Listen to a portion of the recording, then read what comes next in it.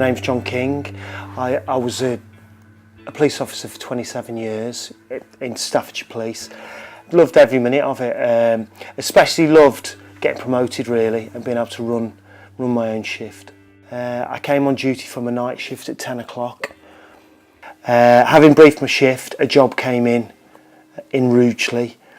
A guy with mental health issues that we thought was harming himself inside a flat.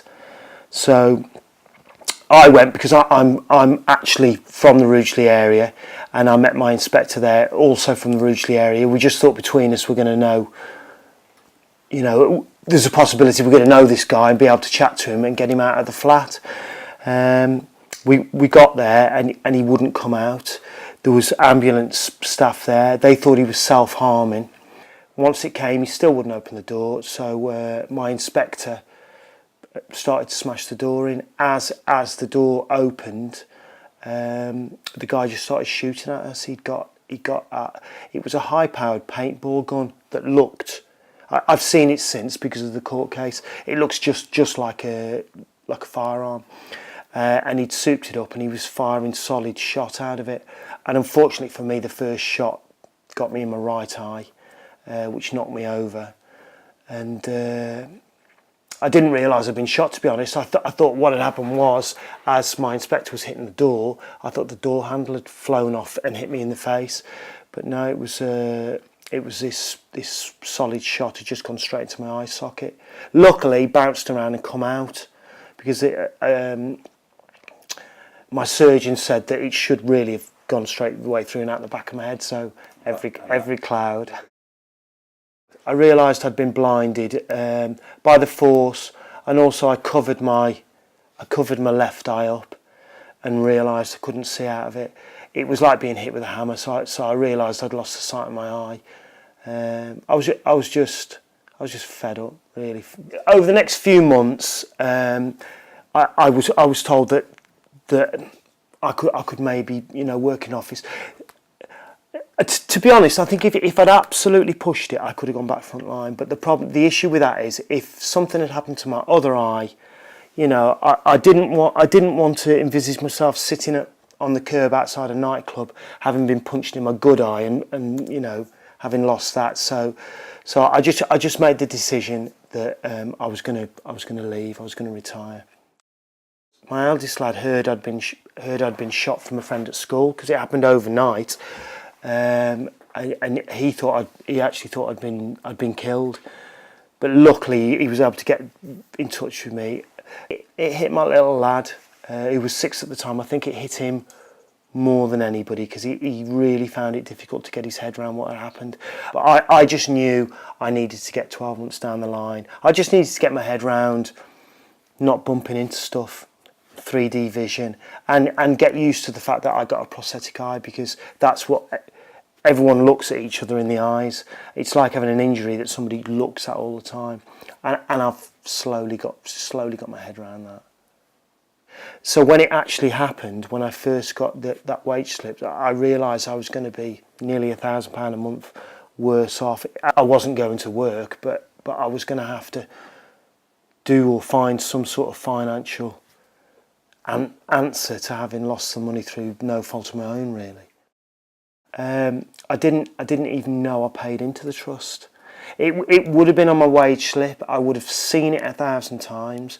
But when I joined, the police family, if you like, everybody who were on my intake paid into it, and paid into there's a benevolent fund as well. We paid into that. It's only pence. The support we've had from them has been fantastic. It's been. I've got 4 children. They all get a weekly allowance, or amount of money, if you like, which is paid quarterly, which is a lump sum that just gets paid straight into mine and my wife's account. We get a large amount of money for them. It's £300 a child at Christmas, which covers Christmas. It's all things that when I took such a wage drop, I thought things like Christmas, we were really going to struggle. Christmas is never easy for any parent, but it makes an enormous difference. We're a good family and we're very close. The love's always there, but financial wise, we'd have existed, but with the help of the trust, we can now live a little bit, which is fantastic. This year was able to put a lot of the money to one side, and it's paid for the family to go to Florida.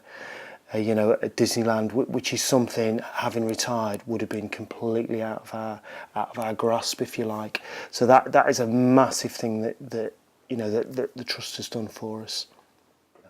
I didn't realise that it will cover them through university as well, up to the age of 25 if they choose to go on, which is a huge relief. I do think the trust has helped me to look at it a lot more positively. The fact that I get that money paid into my bank account. I like that it's quarterly, because it's like a savings, if you like, that we can go and spend on the family. You know, and it does help me to look a lot more positively at the situation that I found myself in.